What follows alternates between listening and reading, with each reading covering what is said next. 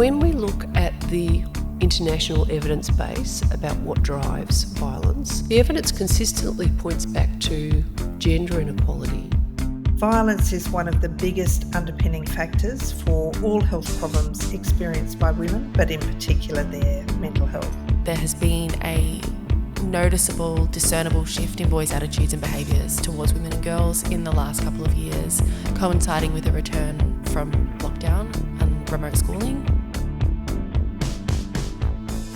Welcome back to What Happens Next, the podcast that examines some of the biggest challenges facing our world and asks the experts, what will happen if we don't change?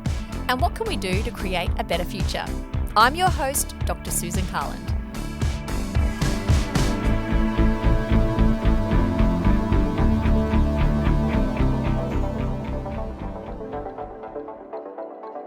Gender-based violence is a pervasive and deeply entrenched issue in Australia. It encompasses physical, sexual and psychological harm inflicted on individuals based on their gender, disproportionately affecting women and children. We know that ending gender-based violence is a priority for the Commonwealth and for every single jurisdiction. We know that there will be many people in this room, many of us who have personal experiences of domestic, family and sexual violence. We must make laws to identify and address the problem of domestic and family violence as early and as effectively as possible. As we recorded this episode in July 2024, the statistics were already grim. Tragically, by the time you're listening, those numbers will have only grown. According to Our Watch, one woman in Australia is killed by a current or former partner every 9 days on average. These aren't just numbers, they're lives shattered, families torn apart, and communities left reeling. This is a complex issue with far-reaching consequences and roots in long-standing cultural attitudes, systemic inequalities, and a range of social factors that we'll explore today. A word of caution, this episode discusses some very heavy topics, including violence against women and children, addiction and sexual assault. Please listen with care. If you're experiencing gender-based violence, help is available. In Australia, call 1-800-RESPECT or visit 1800respect.org.au to access a confidential counselling and support service for people who have experienced or are at the risk of experiencing domestic, family and sexual violence, their family and friends and frontline workers. Visit our show notes for additional resources recommended by our experts. Today, we'll examine the current state of gender-based violence in Australia, investigating its causes, impacts and the challenges we face in addressing it. We'll hear from leading experts who have dedicated their careers to understanding and combating the issue. While the picture they paint is often bleak, there are pathways forward. Keep listening to find out what happens next.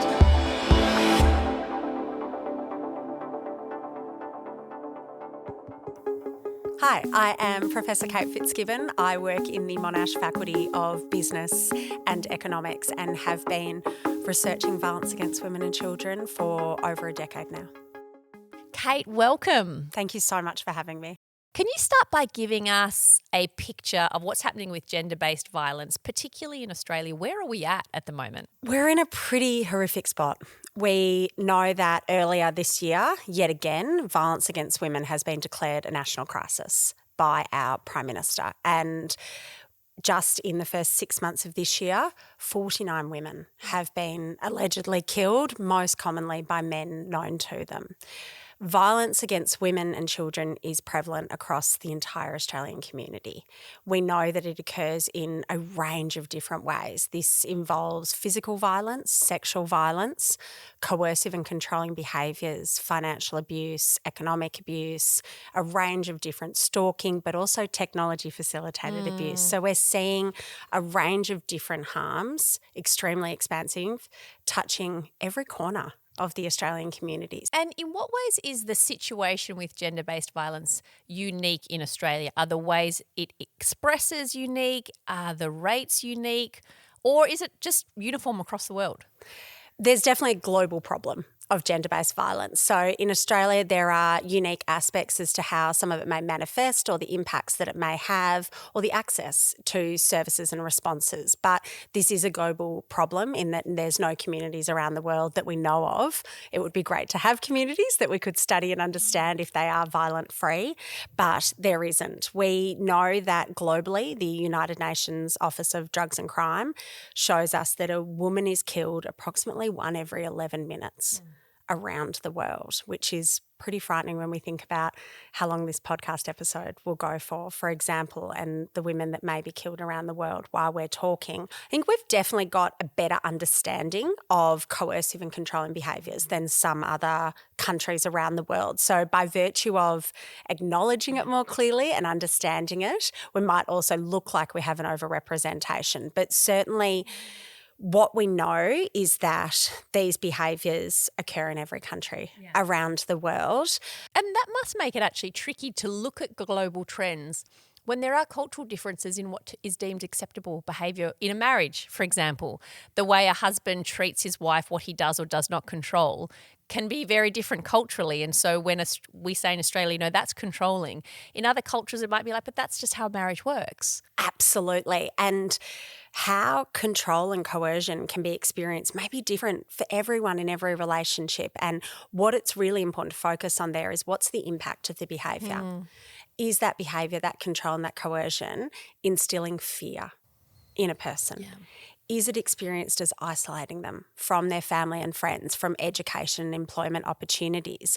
Is it making them lesser in their every being? In research that I've done with victim survivors of coercive control, it's always struck me how many have described life in a coercively and controlling relationship as like walking on eggshells. You're nervous, you're afraid, you're scared in your everyday life. So I think it's really important there to be focusing on the impact that the behaviours has, and that's what tells us that it's unacceptable. Yeah, that's a great measure actually, because that you can apply across the board. 100%. And it means that behaviours that might be accepted within the confines of one intimate partner relationship because of the way that they manifest what they sit alongside in another relationship, they instill fear, and that's not okay. Charles Livingstone is an Associate Professor at the School of Public Health and Preventive Medicine at Monash University and a long-time addiction researcher specialising in gambling addiction. Gender-based violence has many characteristics and many factors which go into, instances of violent activity. Obviously, being female means you're much more likely to experience gender-based violence or intimate partner violence. I don't think there's much doubt about that. Being someone who doesn't suffer gladly means that you're also more likely to experience harm. If you speak up for yourself, if you feel that you're being wronged, then I think that leads to more harm. It shouldn't, clearly, but there's clearly evidence that it does. So, there's no real psychology that guarantees that person A in situation B is going to carry out the violent attack on their partner or their children or whatever. So it's not something that's unique to the poor or to Indigenous people or to people of a specific ethnicity. It's something which can cut across all communities. Gender-based violence affects people across all demographics, but it can exacerbate the challenges and stresses already being faced by vulnerable communities. Professor Jane Fisher, a global health expert also based in Monash's School of Public Health and Preventive Medicine, is a chief investigator on the new Australian Research Council Centre of Excellence for the Elimination of Violence Against Women in the Indo-Pacific. Look, I think there's no doubt that all social problems are worse when families are dealing also with enormous economic stress. And families living on a low income where there's not sufficient to secure their housing or their food or the care of their children or education costs, we know that in these situations there can be more angry conflict which can lead to violence. It's not by any means the only reason. There are some cultural traditions which have maintained a longer-term view about women's roles and responsibilities and men's roles and responsibilities, and where these are divided along very traditional lines, where women are confined to the domestic sphere, they're held to be responsible for domestic labour and the care of children. It does seem to be more problematic in those settings. And especially as women in a context like Australia, and they might be experiencing this after migration, they can see that there are actually other choices and that there are other ways of combining their ambitions, aspirations, responsibilities. And this can be threatening in a relationship as couples negotiate this. So it does seem to be problematic in people who've come from cultural settings with a very conservative or traditional view about roles and responsibilities. And migration itself is stressful when people are lonely, trying to navigate a new system. But it's been documented at much higher rates in refugee communities than in non-refugee communities. Not that it's zero in the non-refugee, but it is higher in those communities. My name is Fiona McCormack. I just recently finished being Victoria's Victims of Crime Commissioner. Before that, I headed up the peak body for family violence services in Victoria. I feel very passionately about the issue of gender-based violence and of creating healthy communities for everyone. Fiona, welcome. We know Indigenous women are overrepresented in the rates of gender-based violence compared to non-Indigenous women. How do we understand that? Is it a systemic issue? What do we do about that? So women aren't homogenous. Women are diverse. And there are groups of women far more likely to be targeted as victims of crime. Aboriginal women are one. They're 45 times more likely to be targeted as victims of crime, and it's important. Of all crime, not just gender-based violence? Of gender-based violence, yep. Sorry, and 10 times more likely to be murdered. So we know in the Europe Justice Commission, JIRA, our Victorian Family Violence Legal Service, reported that 72% of women, Aboriginal women, who come to them seeking support are partnered with non-Aboriginal men. And 90% of sexual assault and intimate partner abuse victims that they support won't report.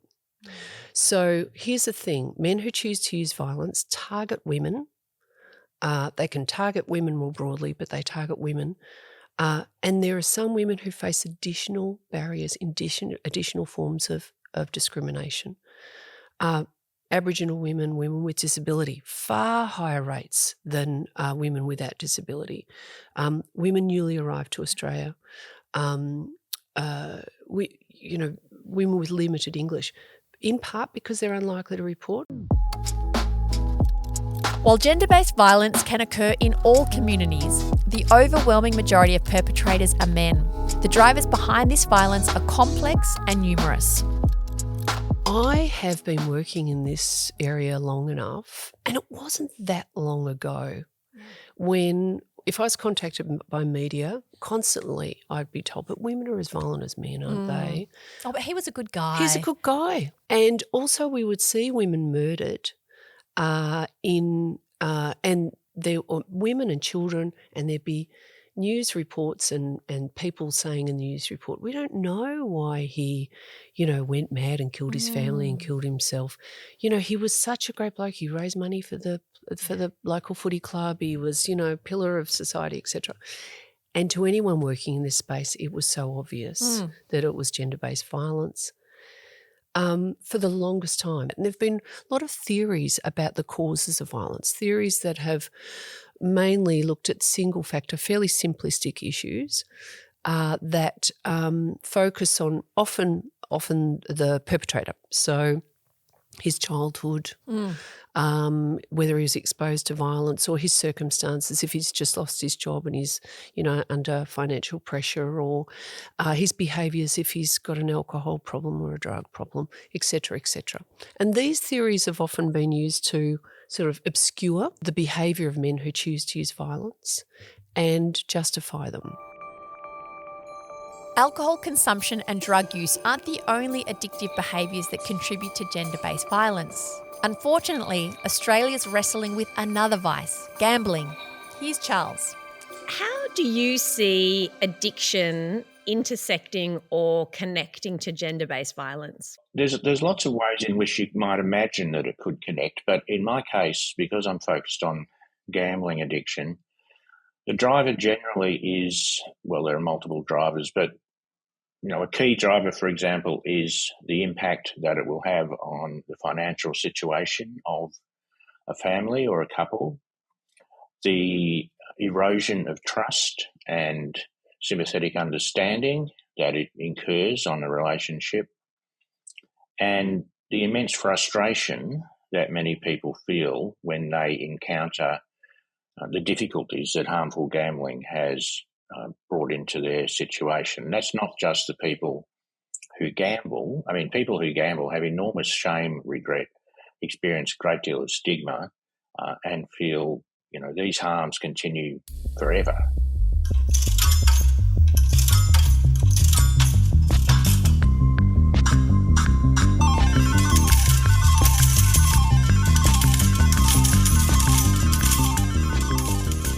That's very well documented now that people who gamble excessively, who go through a period of such activity, will end up regretting it forever, because it means often that they've lost major assets. So that sort of frustration, embarrassment, shame, and indeed anger, especially if it's experienced by people who are not the gambling member of the family, that can really trigger difficulties and tension and stress. And unfortunately, that often ends up being carried out or articulated through violence, which is very, very, very common, unfortunately. You focus on gambling, as you said. Do you know if there are other addictions that seem to come up more commonly as connected to gender-based violence? Well, the obvious one is alcohol. I mean, alcohol fuels enormous amounts of gender-based violence. I don't think there's any doubt about that. Drug addictions or addictions to illicit substances can also be responsible for a lot of intimate partner violence and a lot of discord in a family situation. I think it's, the problem with addiction is that people look at it and think, well, why can't you just stop? Why can't you just not go to the gambling joint? Why do you have to take this drug all the time? Why do you drink so much? And until you sort of understand that addiction is something which really people get immersed in it, it becomes an incredibly important part of their life. And indeed, it becomes a relationship. People have a relationship with their addiction. And I think that relationship can often seem to be more important to them than their primary relationship in life with their partner, even with their kids. And that itself is a cause of significant harm and damage to relationships and can result in violence, as I'm sure you and your listeners will understand or can imagine quite readily. And I think what we've also got is the problem is, I think, that with addiction, very few people understand how hard it is to stop. It becomes something which is always an issue in a relationship once it's exposed. And it is something which, until it's properly addressed, it will continue to erode relationships and cause enormous friction. So, I mean, obviously someone who has a raging gambling habit doesn't necessarily end up beating their partner up. Often people who are themselves experiencing a harmful addiction will end up being the ones that are assaulted. And again, if you imagine a situation where someone is spending a great deal of time and money on gambling, that is to the detriment of the family finances and the integrity of the family, then that is often the trigger for an episode of violence and separation. I mean, one of the major consequences of gambling addiction is that people end up separating, they end up losing major assets, they end up experiencing, considerable grief and anxiety about what they've done to their family, and unfortunately that can often be carried out or acted out as an episode of violence. So most people that end up with gambling problems tend to be from socioeconomically disadvantaged communities, because that's where all the gambling opportunities are focused. But as we know from alcohol, I mean, gender-based violence, which has its roots in alcohol consumption, is something that transcends all classes and social groups. And the same is true of gambling. I mean, gambling, as I say, is focused, it is provided most readily in communities of disadvantage, but it's readily available across the board. And if you think about how people often use the stock market as a form of gambling, many people do that. They're not the poor people that are doing that, because you've got to have a fair bit of spare money to do it, but it can also have the same consequences. You can lose everything. So it's not something that you can categorise neatly. It's something that occurs across the board, and it does now appear is very strongly linked to domestic violence, intimate partner violence in Australia and in other countries where it's been studied. Do you think, is it because of the immense stress that gambling or a gambling addiction places on a person and a family? Is that why it seems to be so heavily linked to domestic violence, or is it something else about the gambling addiction or gambling that seems to exacerbate this? Yeah, I was talking previously, I think, about how people who have an addiction to gambling tend to see that as a sort of relationship, or to experience it as a form of a relationship. Now, my sense is that that's also true of people who use illicit drugs or people who drink. It's a key player in their sense of self.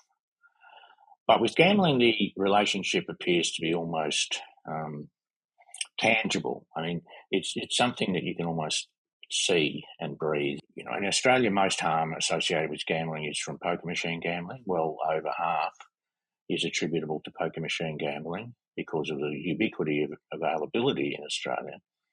And in order to engage in poker machine gambling, you're away from the household. And it's not uncommon for people to spend hours, literally hours, out of the house in a gambling environment.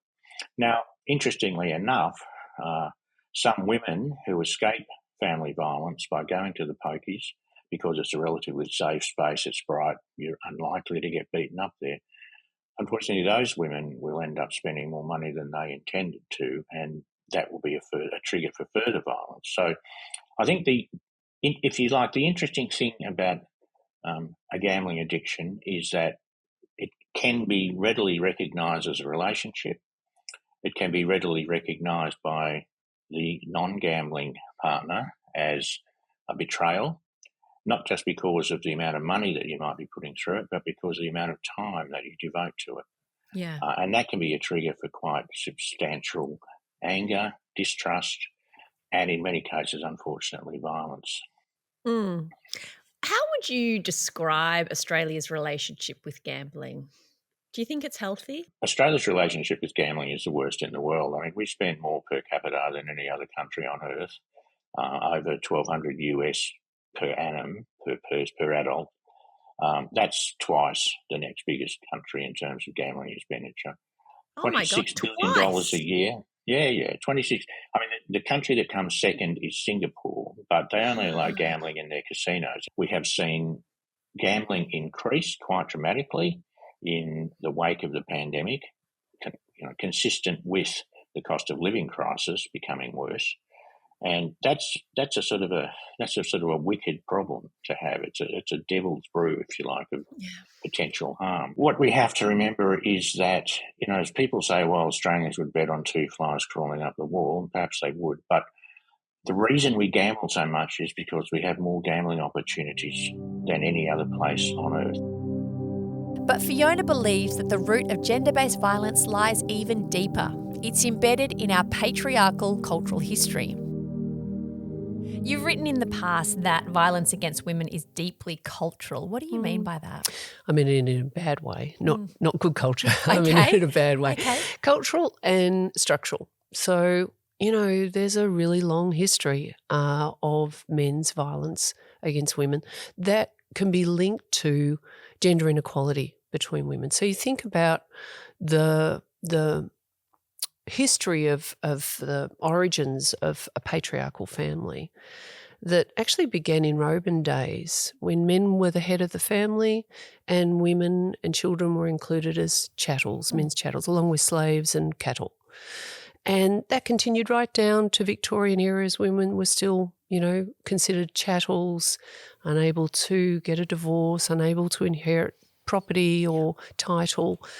And you think about all the gains that have been made for gender equality and challenging those social norms over the years, the right to vote, for rape to be recognised in marriage, the no-fault divorce, the way in which the right for women to work in different employment places or even to continue to work after they married, which was a thing in my mother's day, All those gains right up until today are hard-fought and won against those cultural norms of the natural way of being things, about men in charge of resources, of decisions, both at a society, social level and also within families.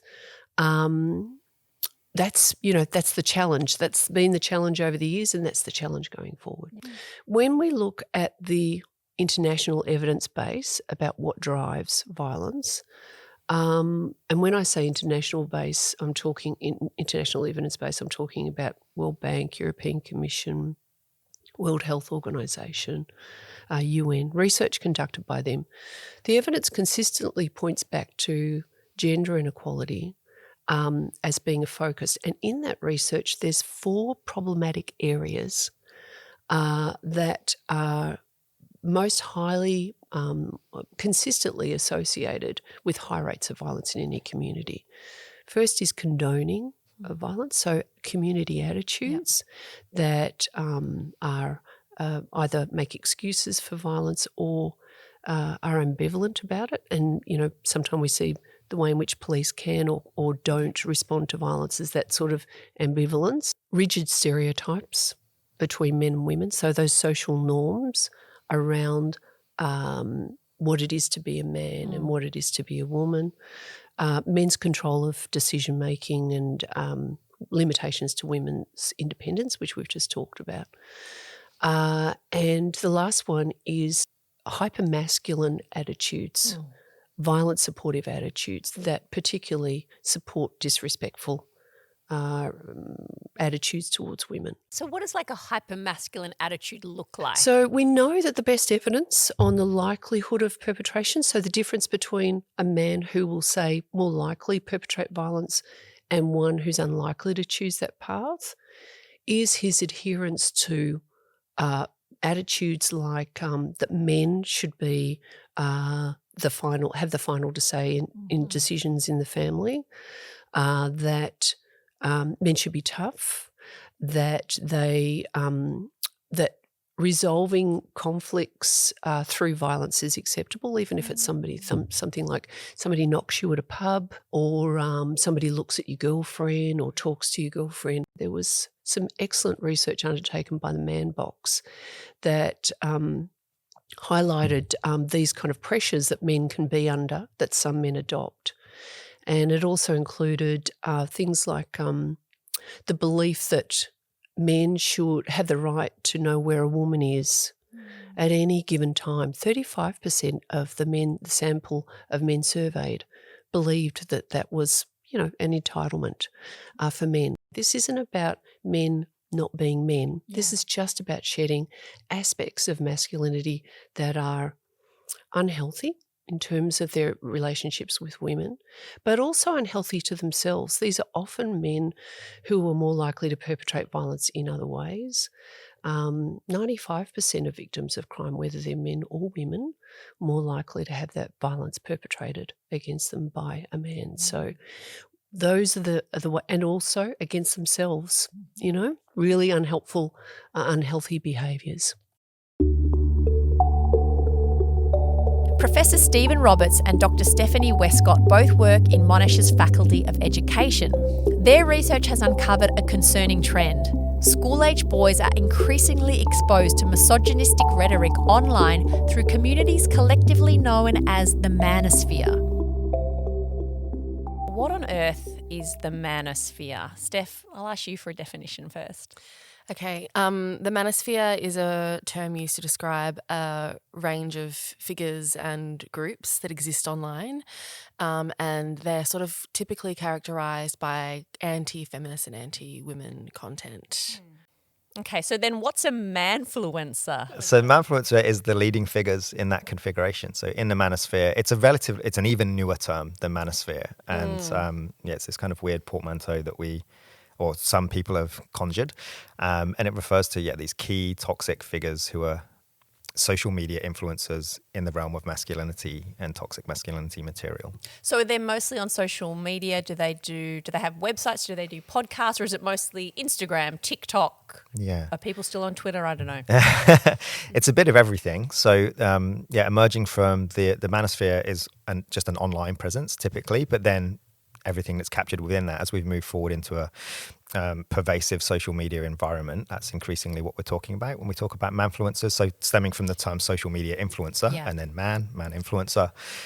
So typically these guys are on Insta and Twitter as well, and TikTok especially, but also other social media platforms such as Telegram, which people don't know about so much, but is actually quite prominent and a bit more hardcore. The more extreme stuff is on Telegram because it's more private? It's unfiltered as well. So it's not a conversation on Telegram. So you get the likes of Andrew Tate, who I'm sure we'll talk about. And on his Telegram channel, he broadcasts to about 500,000 people unfiltered content that is not two-way. So he's just telling them his thoughts. But I think podcasts are really important to these figures too, like someone like Joe Rogan, for example, because what podcasts can maybe do for your audience is legitimize your perspectives. Like I think some audiences tend to believe that if you have a podcast, you're an expert. Okay. So the manosphere has blown up. It's really big. It's influencing mostly young men, from what I understand. Why has this happened? Because I remember when we spoke 4 years ago, I don't think we were talking about people like Andrew Tate. So this is relatively recently. Why are they capturing the hearts and minds of young men? It's a really good question. I think just before we get there, I think it's also important to note that the manosphere has been like a long time in the making. So it's been around for 10 or 15 years, probably even a bit longer. And it starts as being a concern with men's rights, so men's rights associations and fathers' rights and this kind of stuff.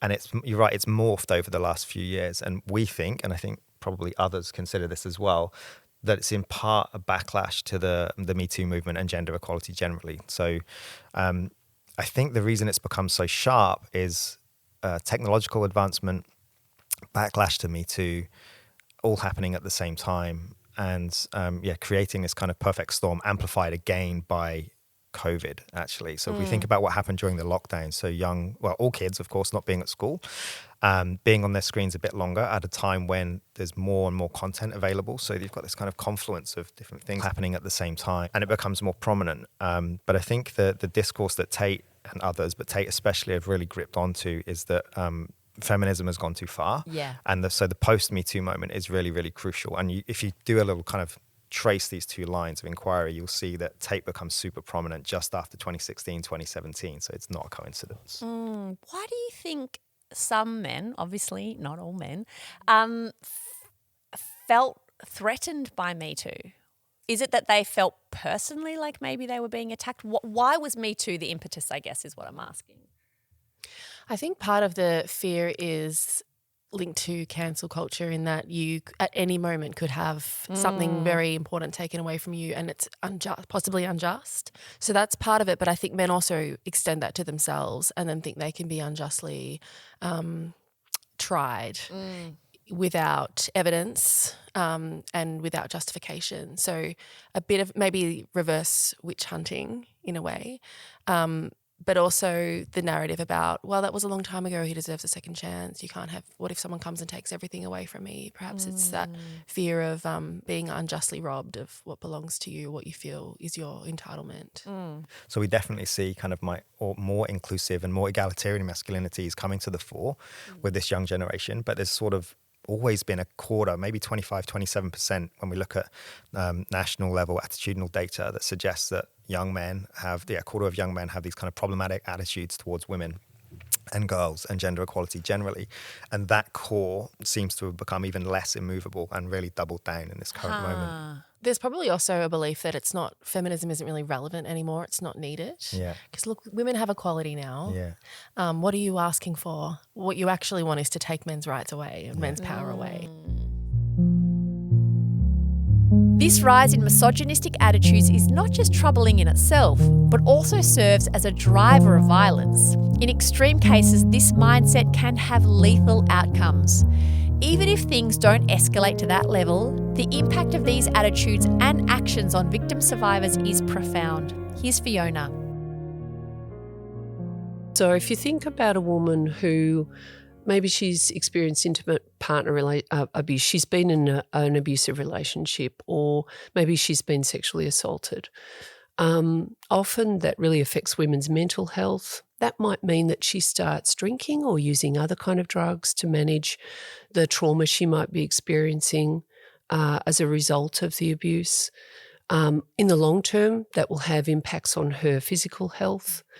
Things like it could affect her ability to work, which might affect her stability in her workplace.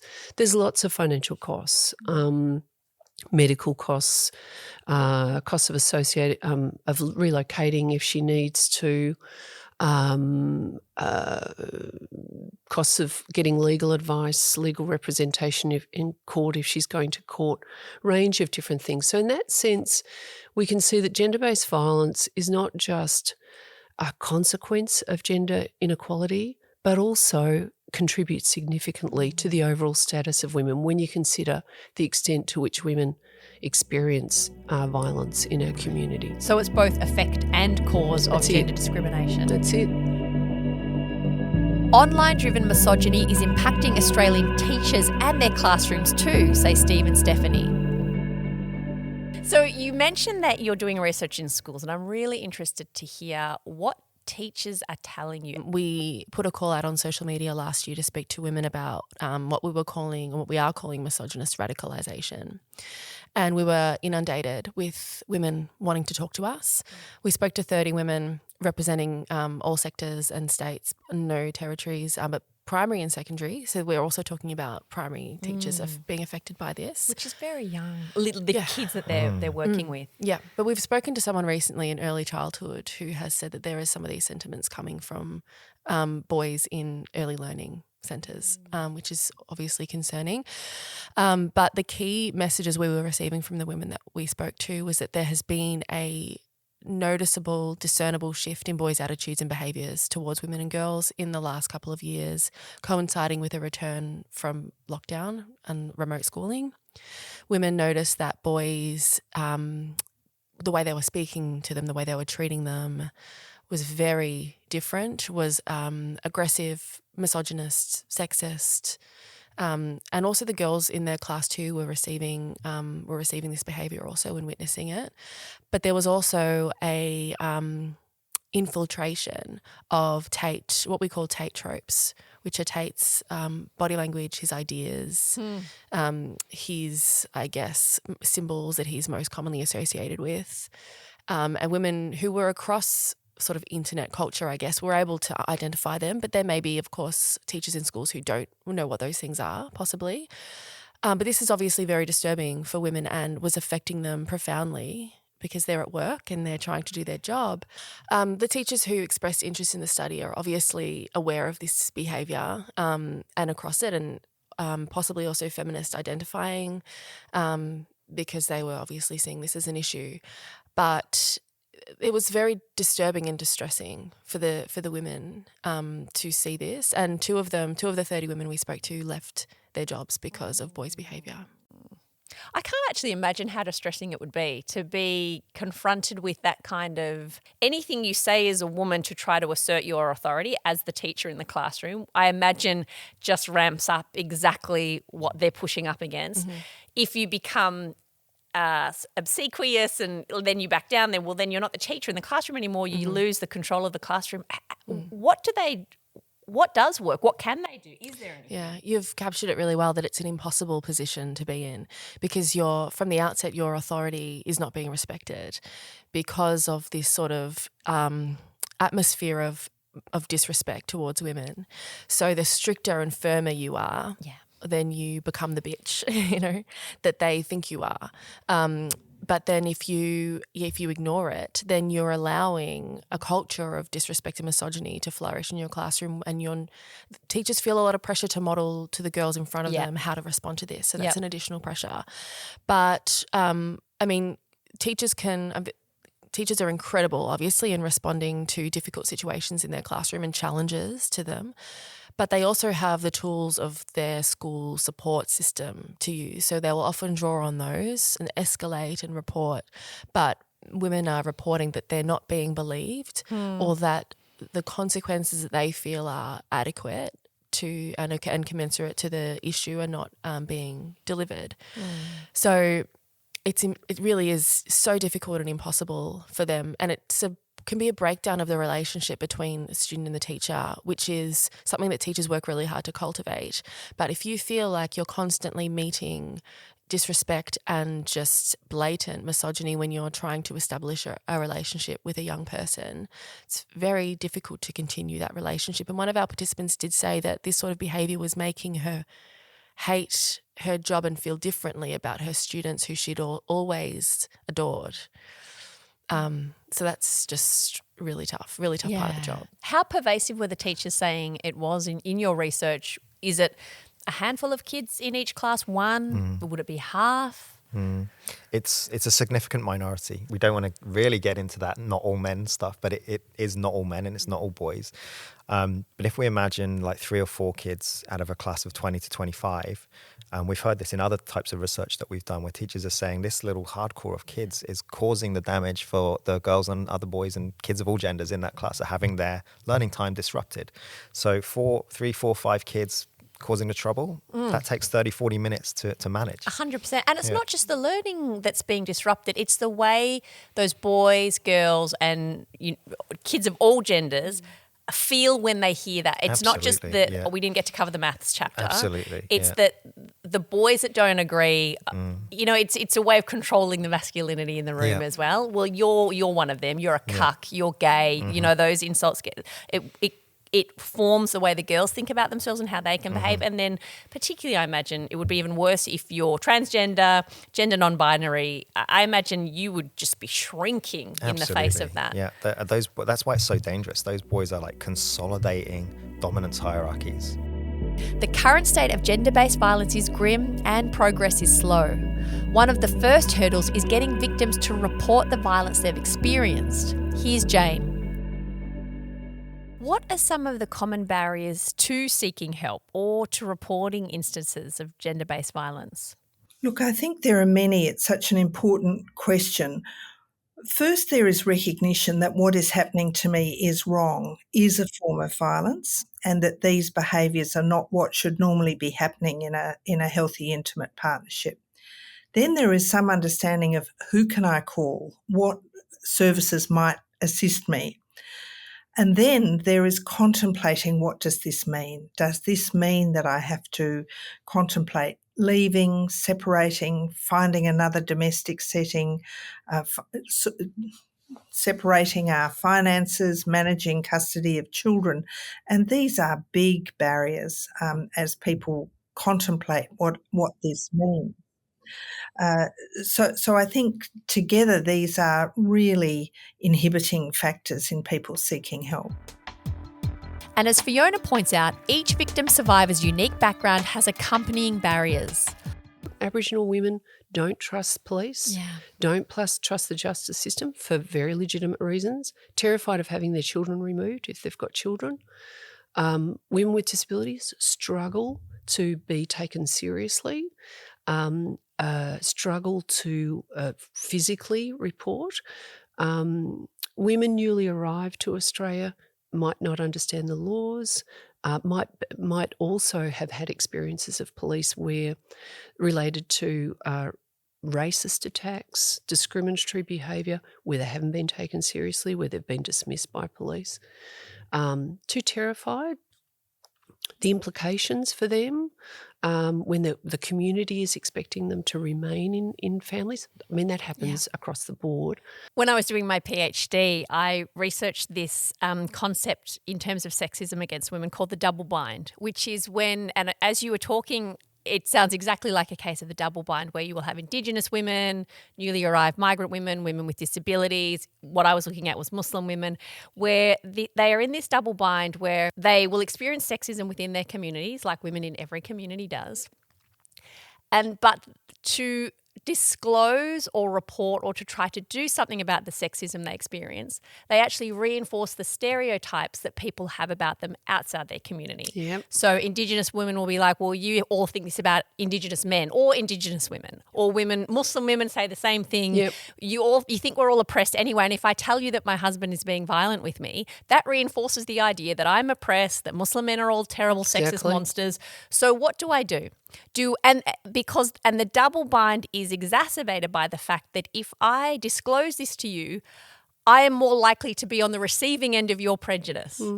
So what do we do? Do we say nothing and this doesn't get addressed, or do we disclose it knowing it will reinforce the negative stereotypes that you have about us, which women disproportionately bear the brunt of? Exactly. If we have governments that proclaim to be committed to ending gender-based violence in one generation, which is the tagline of the national plan, then we need to be fully funded. We need to fund this commensurate with the prevalence across the Australian community. According to Kate, the government's efforts to address gender-based violence keeps falling short. Imagine you're Prime Minister and you can change one thing.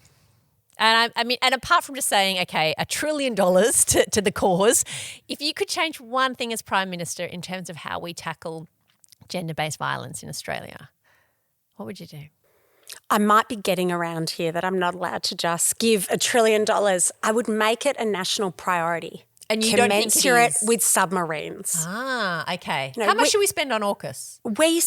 Submarine commitment last year was around $14 billion. And what's the overall commitment to gender-based violence in Australia? So in Victoria, we have committed $4 billion over the last 8 years, which is more than every other state and territory and Commonwealth government combined. Okay. So the commitment in Victoria has been huge.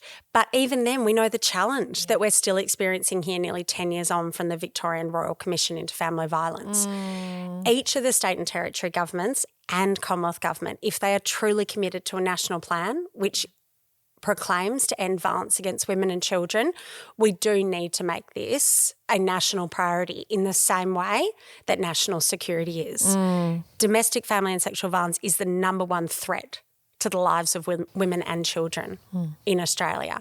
Yet we still see national security external threats are considered on a completely different level. They're committed to the immediate action that come from a national security threat. Whereas time and time again, we see these little peak moments. And, earlier this year we had a national cabinet meeting on the topic of violence against women. That's never happened before. So those moments are really important. But the actions lag. What do you think that is? Why do you think as a nation, and maybe many countries are like this, we do seem to prioritise things like national security in a way that we don't violence against women and children? Is it the sort of the banality of evil? It's just so common and so everyday that we kind of have awfully become used to it in a way that we don't with terrorism, for example. I really worry that's right. And I think a lot about the fact over the last 2-3 years the media has become a lot better at reporting violence against women more frequently. Some of that reporting is still highly concerning and problematic. But I look at the way in which now I don't think that statistic of one woman dies on average every week shocks people anymore. I think people have got very used to reading it. Yeah. That's one woman in Australia a week is killed. That in any given year, more women are killed by men known to them in Australia than Australians that have been killed by acts of terrorism since September 11. Yet it is that disassociation. We are more scared of stranger danger. We're more scared of acts of violence that occur through things like terrorism, through public acts of violence, than the fact that women in Australia are significantly more at risk of violence in their homes with the people that they should most trust. We're still othering that. We're still feeling like it's someone else's problem, when for 1 in 3 Australians, it is their problem. It is their reality. Despite clear links between gambling and gender-based violence, Charles says the Australian government has been slow to address the government's gambling problem.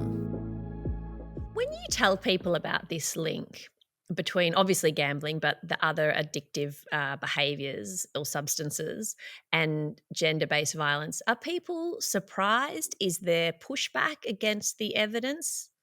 Yeah, I remember some years ago when we first started recognising, and when I say we, I mean colleagues generally started recognising the links between gambling and intimate partner violence. There was a great deal of incredulity amongst, many in the media who simply refused to believe it, and certainly those people who benefit from the gambling operation. So, the club operators, the pub operators, the casinos.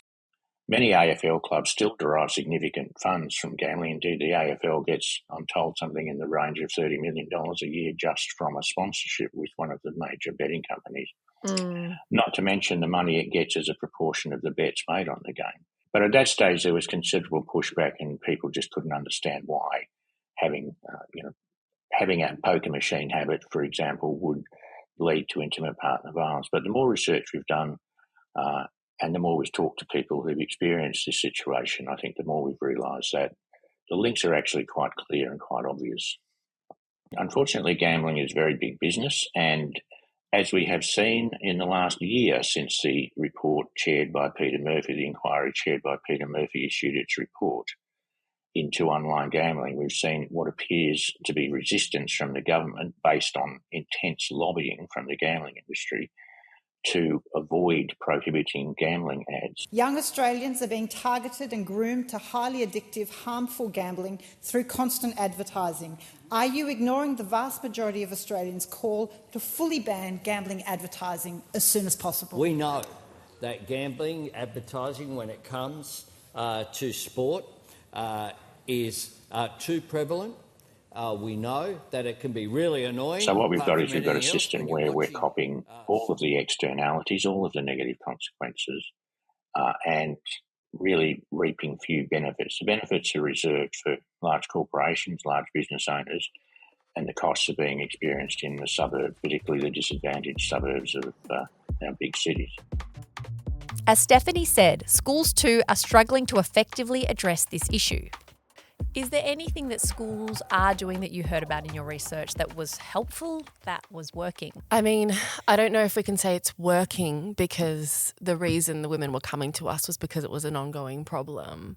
But being believed is really important, and often that doesn't happen. So even when women report to the men in their offices or their colleagues, they're often met with, that doesn't happen to me. I've never seen him behave like that. And that's gaslighting and denial of something that's very real. But we had some instances of women reportedly going to leadership and being met with the same sort of rejection of the experience they were having. We write and say always that misogyny and sexism are long-standing issues in schools. This is just a particularly different wave. So we are really calling for significant change in this area, because we just don't think that what's currently happening is working at all. Steve, are you seeing anything in your work? You've been looking at this for a long time. Any programs, any initiatives, anything that sort of got, when you tracked it, you thought, actually, there's something in that? I'm going to be really pessimistic here. I think I work with, in this sector, a variety of stakeholders who are doing good work, and they go into schools and deliver interesting programs. I'm not so sure about the effectiveness in the medium term, especially. What happens with these kinds of things when you get an external speaker in, especially a speaker that comes to talk to boys, breaks down the emotional barrier, like somehow removes that layer of masculinity that is, I can't be vulnerable in front of other boys. Like, that's a really brilliant moment. And we hear reports and lots of these organizations talk about how, boys are emotional and they cry for the first time and they reveal deeply vulnerable parts of their lives and experiences.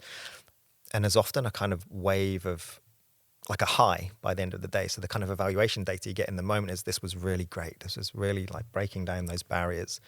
Does it change attitudes towards women? Does it change behaviors towards people of other genders over the medium term? I think not. And I think in the last few days, actually, there was a meta-analysis of 200 interventions, 200 types of interventions, that demonstrates that attitudinal change is not sufficient for behavioral change. And we know this. This is the secret, or the not so secret logic of behavior change programs for decades. Like, we know that attitudes are not enough. They're part of the equation, but our focus, and I think it's to do with how much money is invested in these types of programs, and attitudes has to become first before behavior change.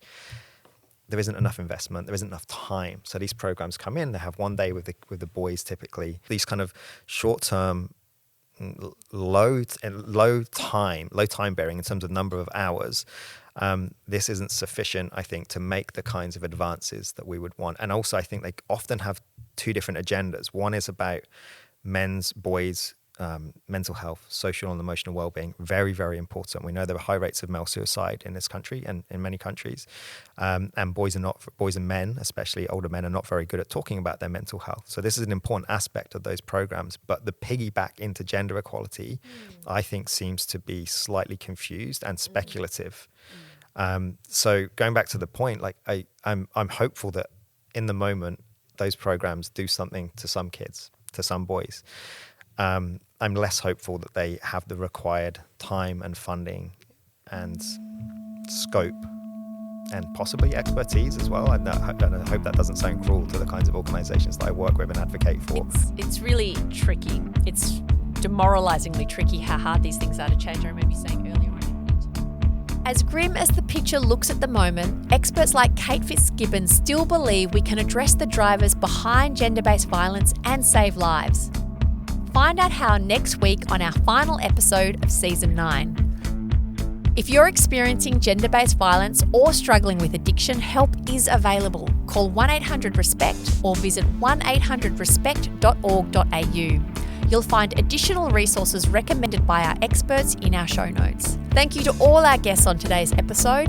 The show notes also have more information about their work. We'll be back next week. In the meantime, you can listen to an in-depth discussion about the evolution of masculinity in episodes 19, 20 and 21 of What Happens Next. If you're enjoying What Happens Next, don't forget to give us a 5-star rating on Apple Podcasts or Spotify and share the show with your friends. Thanks for joining us. See you next week.